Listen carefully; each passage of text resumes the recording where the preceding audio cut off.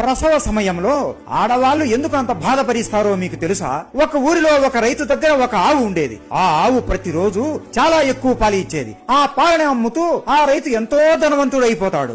ఆ రైతు ఎంతో ప్రేమగా ఆ ఆవును చూసుకునేవాడు. కానీ ఒక రోజు ఆ ఆవు పాలు ఇవ్వడం ఆపేసింది. ఆ రైతు ఎంత ప్రయత్నించినా ఆ ఆవు నుండి ఒక్క చుక్క కూడా పాలు రావు. కోపంతో ఆ రైతు ఆవును కొట్టి ప్రతిరోజు హింసించేవాడు. ఒక రోజు ఆవును కొట్టి అతనే విసిగిపోయి ఆ ఆవుని తరిమేస్తాడు. ఆ ఆవు బాధపడుతూ ఏడుస్తూ, భగవంతుడా, నువ్వు ఈ మనుషులకి ఇంత అహంకారము, ఇంత కఠినమైన మనసు ఎందుకు ఇచ్చావు? నేను ఇన్ని రోజులు పాలు ఇచ్చాను అని ప్రేమగా చూసుకున్నాడు. ఇప్పుడు నేను గర్భవతిని అని పాలు ఇవ్వలేకపోయాను. ఆ మాత్రం అతను తెలుసుకోలేక పాలు ఇవ్వట్లేదు అని నన్ను కొట్టి తరిమేశాడు. ఇప్పుడు నేను ఏం చేయాలి అని బాధపడుతూ అడవిలోనే తిరుగుతూ ఉంటుంది. కొన్ని నెలల తర్వాత ఆ ఆవు ఒక దూడకి జన్మనిచ్చింది. ఆ సమయంలోనే అప్పుడే అక్కడికి ఒక యువరాణి వేటకు వచ్చింది. అప్పుడు ఆవు ఆ యువరాణితో, అమ్మా, నా బిడ్డను నా వీపు మీద పెట్టు, ఇక్కడ నుండి నేను వేరే చోటికి తీసుకుని వెళ్ళాలి అని అడుగుతుంది. ఆ యువరాణి ఆవుని హీనంగా చూస్తూ,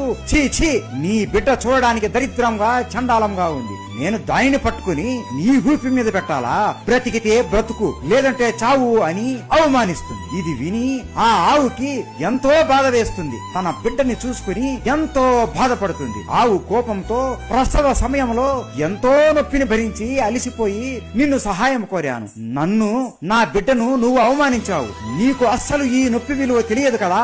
ఇక నుండి ప్రసవ సమయంలో నేను పడిన బాధ కన్నా 100 రెట్లు ఎక్కువ బాధ మీరు పడతారు. అలాగే మీకు పుట్టిన బిడ్డ 9 నెలల వరకు నడవలేరు. కానీ ఆవుకు పుట్టిన బిడ్డలు మాత్రం ఇక నుండి పుట్టినప్పటి నుండి నడుస్తాయి అని ఆ యువరాణిని చెప్పిస్తుంది. ఆ ఆవు శాపం మనుషులకి దయ మరియు కరుణ విలువను తెలియజేస్తుంది. అలా ఇప్పటికీ ప్రతి ఒక్క ఆడవాళ్ళు ఈ శాపాన్ని అనుభవిస్తున్నారు. గోమాత అంటే మీకు ఇష్టం ఉంటే జై గోమాత అని కామెంట్ చేయండి. జై గోమాత.